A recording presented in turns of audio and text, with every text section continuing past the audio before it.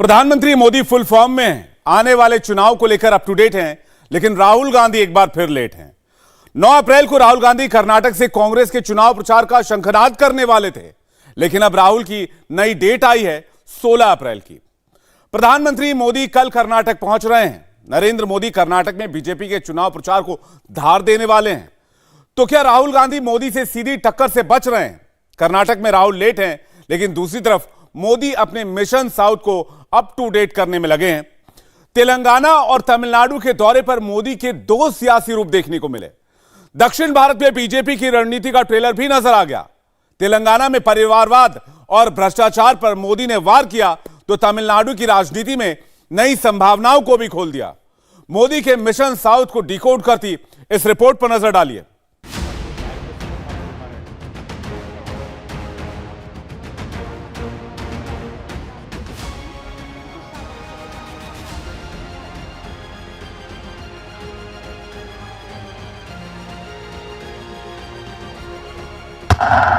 पांच राज्य कर्नाटक, तेलंगाना, आंध्र प्रदेश, तमिलनाडु, केरल, लोकसभा की 130 सीट। नरेंद्र मोदी की साउथ एक्सप्रेस निकल चुकी है। मोदी ने बीजेपी के मिशन साउथ को हरी झंडी दिखा दी है। सिकंदराबाद से तिरुपति के लिए नई वंदे भारत एक्सप्रेस को प्रधानमंत्री मोदी ने हरी झंडी दिखाई, तो उनके टारगेट पर तेलंगाना भी था और आंध्र प्रदेश भी। तेलंगाना आंध्र प्रदेश को जोड़ने वाली एक और वंदे भारत ट्रेन को हरी झंडी दिखाई गई है। ये आधुनिक ट्रेन अब भाग्यलक्ष्मी मंदिर के शहर को भगवान श्री वेंकटेश्वर धाम तिरुपति से जोड़ेगी। यानी एक प्रकार से ये वंदे भारत एक्सप्रेस आस्था, आधुनिकता, टेक्नोलॉजी और टूरिज्म को कनेक्ट करने वाली है। दक्षिण भारत में बीजेपी का परचम फहराने के लिए मोदी का एजेंडा साफ है। डेवलपमेंट, हिंदुत्व, भ्रष्टाचार और परिवारवाद, ये वो 4 मुद्दे हैं जिनके आसपास तैयार हो चुका है बीजेपी का दक्षिण प्लान। इसी प्लान को जमीन पर उतारने के लिए प्रधानमंत्री नरेंद्र मोदी 2 दिन में दक्षिण भारत के 3 राज्यों की नब्ज को भी टटोल रहे हैं और बीजेपी के लिए जमीन भी तैयार कर रहे हैं। मोदी के इन ट्वीट्स को देखकर आपको समझ में आ जाएगा कि बीजेपी अब साउथ के इस किले को भेदने के लिए पूरी तैयारी के साथ उतर चुकी है। बीजेपी के लिए दक्षिण में सबसे अहम रण क्षेत्र तेलंगाना है, जहां पार्टी पिछले 4 साल से कड़ी मेहनत कर रही है। कांग्रेस के यहां कमजोर होने से बीजेपी की उम्मीद बढ़ी हुई है। तेलंगाना में इस साल विधानसभा चुनाव होने हैं और बीजेपी के मिशन साउथ के लिए तेलंगाना बेहद अहम साबित होने वाला है। प्रधानमंत्री ने हैदराबाद में 11,300 करोड़ रुपए की इंफ्रास्ट्रक्चर और डेवलपमेंट स्कीम्स की शुरुआत की और ये मैसेज भी दे दिया कि तेलंगाना की सरकार राजनीति के चक्कर में राज्य के डेवलपमेंट को रोक रही है। हम सबका साथ, सबका विकास, सबका विश्वास, सबका प्रयास के मंत्र को लेकर के आगे बढ़ रहे हैं। हमने पूरा प्रयास किया है कि भारत के विकास का जो नया मॉडल बीते 9 वर्षों में विकसित हुआ है, उसका लाभ तेलंगाना को भी ज्यादा से ज्यादा मिले। हालांकि साथियों, केंद्र सरकार की इन कोशिशों के बीच मुझे एक बात के लिए बहुत पीड़ा है, बहुत दुख होता है, दर्द होता है। केंद्र के ज्यादातर प्रोजेक्ट्स में राज्य सरकार से सहयोग न मिलने के कारण हर प्रोजेक्ट में देरी हो रही है, विलंब हो रहा है। इससे नुकसान तेलंगाना के लोगों का आप लोगों का हो रहा है। मेरा राज्य सरकार से आग्रह है कि वो विकास से जुड़े कार्यों में कोई बाधा न आने दे, विकास के कार्यों में तेजी लाएं। तेलंगाना में के चंद्रशेखर राव की पार्टी बीआरएस सत्ता पर काबिज है। चंद्रशेखर राव अपोजिशन पार्टीज को एक मंच पर लाकर खुद को पीएम कैंडिडेट के तौर पर भी प्रोजेक्ट करने की कोशिश में हैं। यही वजह है कि मुख्यमंत्री होते हुए भी वो न तो मोदी के स्वागत में आए और न ही किसी कार्यक्रम में शामिल हुए। यही नहीं, उनकी पार्टी ने हैदराबाद में प्रधानमंत्री के दौरे के विरोध में पोस्टर भी लगवाए और प्रदर्शन भी किए। वैसे लोग आज का मीटिंग से दूर रहे, जैसे भाजपा से हम लोग सोच रहे हैं।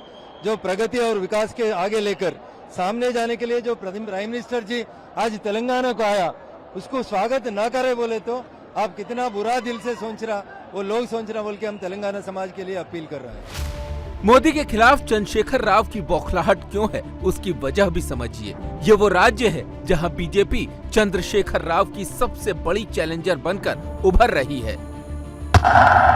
2018 के तेलंगाना विधानसभा चुनावों में बीजेपी केवल एक सीट जीतने में सफल रही थी। उसे सिर्फ 7% वोट मिले थे। 2019 के लोकसभा चुनाव हुए तो बीजेपी ने 4 लोकसभा सीटें जीती। वोट प्रतिशत बढ़कर 19.7% हो गया। 2016 में हैदराबाद नगर निगम चुनाव में बीजेपी ने 4 सीटें जीती, जो 2020 में बढ़कर 48 हो गयी। इस चुनाव में बीजेपी और टीआरएस 35% वोटों के साथ बराबरी पर आ गए। भले ही ये चुनाव हैदराबाद का हो, लेकिन इस चुनाव ने बीजेपी की उम्मीदों को परवान चढ़ा दिया है। यही वजह है कि प्रधानमंत्री ने अब खुद तेलंगाना की कमान संभाली हुई है। तेलंगाना में इसी साल विधानसभा चुनाव होने हैं और अगर बीजेपी इस चुनाव में बेहतर प्रदर्शन करती है तो 2024 में दिल्ली की गद्दी पर पीएम मोदी का दावा और पुख्ता हो जाएगा। यूं तो मोदी का टारगेट दक्षिण के 5 राज्यों में बीजेपी को मजबूत करने का है, लेकिन कर्नाटक, तेलंगाना और तमिलनाडु, इन 3 राज्यों में बीजेपी खासा दम लगा रही है। मिशन साउथ में बीजेपी के टारगेट पर तेलंगाना की ही तरह तमिलनाडु भी है। चेन्नई को पीएम मोदी ने नए एयरपोर्ट टर्मिनल की सौगात दी, तो दूसरी तरफ चेन्नई कोयम्बटूर वंदे भारत ट्रेन को भी हरी झंडी दिखाई। तमिलनाडु में पीएम के रोड शो में जुटी भीड़ दिखा रही है कि मोदी का करिश्मा तमिलनाडु में भी दिख रहा है। चेन्नई की पिक्चर भी ठीक वैसी ही थी जैसी तेलंगाना की, लेकिन 600 किलोमीटर की दूरी पर राजनीति की तस्वीर बदली हुई थी। हैदराबाद में केसीआर ने मोदी से दूरी बनाई, लेकिन चेन्नई में एमके स्टालिन हर वक्त मोदी के साथ दिखे। मोदी से बातें करते हुए, मोदी के साथ तस्वीर खिंचाते हुए, मोदी के साथ हंसते हुए स्टालिन कैमरे में कैद हुए। क्या यह भी बीजेपी के दक्षिण प्लान का हिस्सा है? एक तरफ केसीआर देश की रीजनल पार्टीज के साथ अलायंस बनाने में लगे हैं और दूसरी तरफ क्या तमिलनाडु में मोदी कोई नया प्रयोग कर रहे हैं जिसकी खबर किसी को नहीं है? क्या तमिलनाडु में बीजेपी का सरप्राइज अलायंस कांग्रेस को झटका दे सकता है? हालांकि स्टालिन का मोदी के साथ रहना प्रोटोकॉल का हिस्सा है, लेकिन मोदी की रणनीति में ऐसे प्रयोग कई बार देखे गए हैं। हिंदी बेल्ट से आगे बढ़कर मोदी ने नॉर्थ ईस्ट, पश्चिम बंगाल समेत कई राज्यों में बीजेपी को मजबूत किया है, लेकिन दक्षिण में अब तक कर्नाटक ही इकलौता ऐसा राज्य है जहां बीजेपी की मजबूत जमीन है। लेकिन इसके बावजूद पिछले चुनाव में वो कांग्रेस जेडीएस से पिछड़ गई थी। इस बार के विधानसभा चुनाव में बीजेपी कर्नाटक का किला बचाने के लिए पूरा जोर लगा रही है। हालांकि सर्वे और ओपिनियन पोल के नतीजे कर्नाटक की स्थिति बहुत साफ नहीं कर पा रहे हैं। कुछ वक्त पहले हुए सी वोटर के सर्वे में कांग्रेस की लीड दिखाई दे रही थी, तो हाल ही में हुए एडुप्रेस ग्रुप के सर्वे में बीजेपी आगे नजर आ रही है। सी वोटर के सर्वे में कांग्रेस के 115 से 127 सीटों पर जीतने का अनुमान जताया गया है, जबकि बीजेपी के हिस्से में 68 से 80 सीटें जाती हुई दिखाई गई हैं। जेडीएस को 23 से 35 सीटें मिलने का अनुमान जताया गया है, जबकि मार्च में हुए एडुप्रेस ग्रुप के सर्वे में बीजेपी की सत्ता में वापसी का अनुमान लगाया गया है। इस सर्वे में बीजेपी को 110 से 120 सीटें मिलती दिख रही हैं, जबकि कांग्रेस के हिस्से में 70 से 80 सीटें आने का अनुमान लगाया गया है। इस सर्वे में जेडीएस को 10 से 15 सीटें दी गई हैं। कर्नाटक में बीजेपी और कांग्रेस के बीच इस असेंबली इलेक्शन में कड़ी टक्कर होने वाली है। यही वजह है कि अब पीएम मोदी कर्नाटक की कमान संभालेंगे। 9 अप्रैल को मोदी कर्नाटक में बीजेपी की चुनावी रणनीति को धार देंगे। दूसरी तरफ राहुल गांधी का कर्नाटक दौरा टल गया है। 9 अप्रैल को राहुल की कोलार में रैली थी। 9 अप्रैल को ही पीएम मोदी का भी कर्नाटक दौरा है। राहुल का कर्नाटक दौरा टाल दिया गया है। अब राहुल गांधी 16 अप्रैल को कोलार जाएंगे। सवाल यह है कि क्या कर्नाटक में राहुल मोदी से सीधी टक्कर से बच रहे हैं? दक्षिण भारत में अब कर्नाटक ही एक ऐसा राज्य है जहां कांग्रेस और बीजेपी की सीधी टक्कर है। आंध्र प्रदेश, तेलंगाना में वो पिछड़ती जा रही है, तो तमिलनाडु में वो डीएमके के भरोसे है। दूसरी तरफ बीजेपी साउथ में भी उसी प्लान पर काम कर रही है, जिस प्लान से उसने देश के बाकी राज्यों में कांग्रेस को कमजोर किया। जहां जहां कांग्रेस कमजोर हुई, उस वैक्यूम को भरने के लिए बीजेपी ने उन राज्यों के मजबूत नेताओं को अपने साथ लिया। अब इसी रणनीति पर साउथ में भी काम हो रहा है।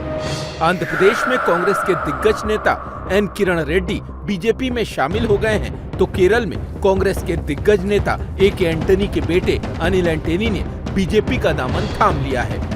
अब इन्हीं नेताओं के सहारे मोदी दक्षिण में बीजेपी का विस्तार करने की कोशिश में है। हम सब, मुझे लगता है कि एक परिवार के लिए काम नहीं करना चाहते हैं। हम सब एक हमारे राष्ट्र के लिए काम करना चाहते हैं। और मैं और बाकी बहुत नेता सोचे होंगे कि आजकल हमारे प्रधानमंत्री जी के पास एक बहुत स्पष्ट दृष्टिकोण है इस राज्य को और राज्य के लोगों को आगे चलाने के लिए। इसलिए हम सब भारतीय जनता पार्टी में शामिल हो गए, क्योंकि 2019 में भी वो एक साल राफेल कहकर राष्ट्र में इधर उधर चला रहा है। लेकिन भारत का लोगों को बहुत स्पष्ट विश्वास था कि हमारा प्रधानमंत्री जी इनकरप्टेबल है। इसलिए उस नरेशन को वो डस्टबिन में डाला और प्रधानमंत्री जी का नेतृत्व में भारतीय जनता पार्टी बहुत बहुमत में सरकार बनाए। अभी एक चुनाव के लिए सिर्फ 1 साल है और अभी भी ये अदानी अंबानी ऐसे विषयों को छोड़कर वो राष्ट्र के लिए कुछ नहीं करते हैं, तो 2019 और 2014 के जैसा 2024 को भी भारत का लोग उनका ये नरेशन सब कुछ वो डस्टबिन में डालेंगे। सभी लोग को पता है कि हमारा प्रधानमंत्री जी इनकरप्टेबल है और सभी लोगों को पता है कि हमारा प्रधानमंत्री जी का उनका दृष्टिकोण भारत के लिए सबसे अच्छा है। तमिलनाडु में भी बीजेपी ने कांग्रेस को झटका दिया है। पहले भारतीय गवर्नर जनरल सी राजगोपालाचारी के परपोते CR केसवन ने भी कांग्रेस से इस्तीफा देकर बीजेपी ज्वाइन कर ली है।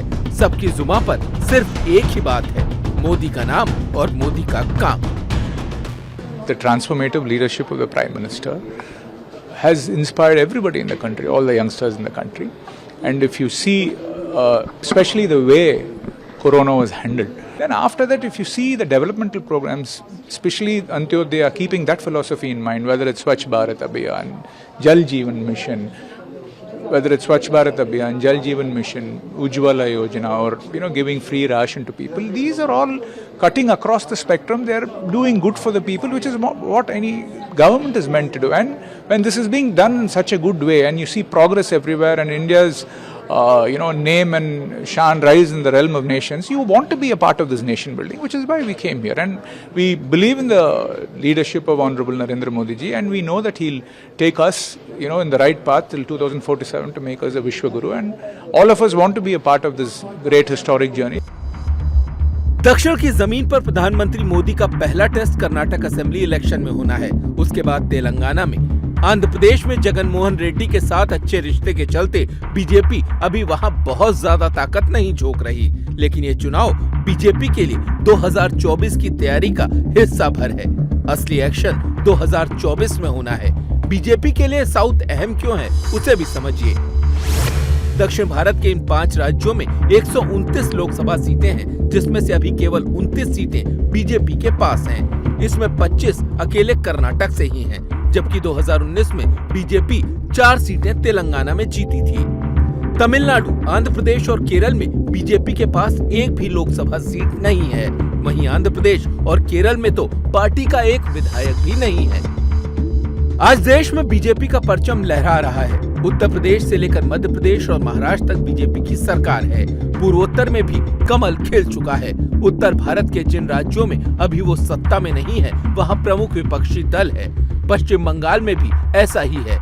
बीजेपी को लगता है कि अगर उसे 2024 में 300 प्लस सीटें हासिल करनी है तो दक्षिण की सीटों को टारगेट करना होगा।